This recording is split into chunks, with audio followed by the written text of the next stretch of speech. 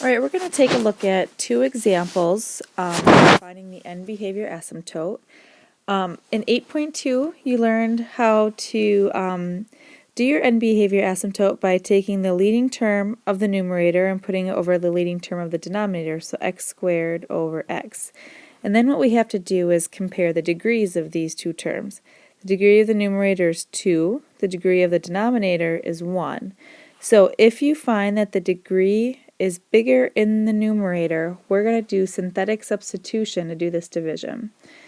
So the way that our synthetic substitution is going to work, we are going to pull the coefficients from our numerator. So you have a 1 in front of the x squared, you have a negative 3 in front of the x to the first power, and then this 4, this is really, an x to the 0 power, so we have a 4 right there. Then if you remember how synthetic works, you get this little table right there, and then the number that's going to go on the side, we're dividing, the x squared minus 3x plus 4 by this x plus 3. So if you keep in mind, the idea of a tricky x, that's a plus 3, we're going to put a negative 3 out here. So we'll also change that. So for synthetic, we're going to start by just bringing that first coefficient down, 1. And then you take the 1 and you multiply it by that negative 3. So 1 times negative 3 is a negative 3 that's going to go diagonally up. Then you add down. We get a negative 6. Multiply by that negative 3 again and put it up here to get 18. And then we add down to get 22. So in class, I can go over this. There's a mathematical reason why every time we will cross off that 22. And we're just concerned with the other numbers. We had an x squared divided by an x to the first power, so that's going to leave us with an x to the first power, and that x to the first power will always go with that first number. So our EBA is going to be y equals a 1x, or just x, minus 6. So you just put those together and write an equation of a line with that.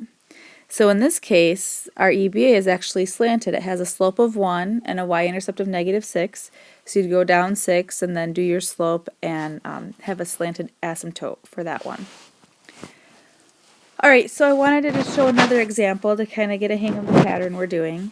Again, when you go to do your EBAs, leading term over leading term, and here we can see, oh yeah, that leading term in the numerator is bigger, so we set up synthetic substitution to do the division. Pull the coefficients from the numerator. In front of the x squared we have a 1. Now if you notice, we only have 2 terms, where in the first example you had 3 terms. And so what are we missing? We're missing that x to the first power. So think about what would have been in front of the x to the first power to make it cancel away. And we're missing a 0. So we're going to put a 0 in its place. And then that 2 is your x to the 0 power, so we're going to put a 2 for our last coefficient. We do our little table, and then because we're dividing by an x minus 4, tricky x, we'll put a positive 4 out here. So to do our synthetic, we're going to start by bringing our first coefficient down, and then we multiply the 1 times the 4, and our answer goes up here, we have a 4. Then we add down, 0 plus 4 is 4. Multiply the 4 times the 4 to get 16, and then we add down to get 18. Now, remember, every time we are going to cross off that last term, and then because it was an x squared divided by x, that leaves you with an x to the first power, which will go with that first number. So our EBA is y equals 1x to the first power, or just x, and that 4 is positive, so plus 4. And there's another slanted asymptote.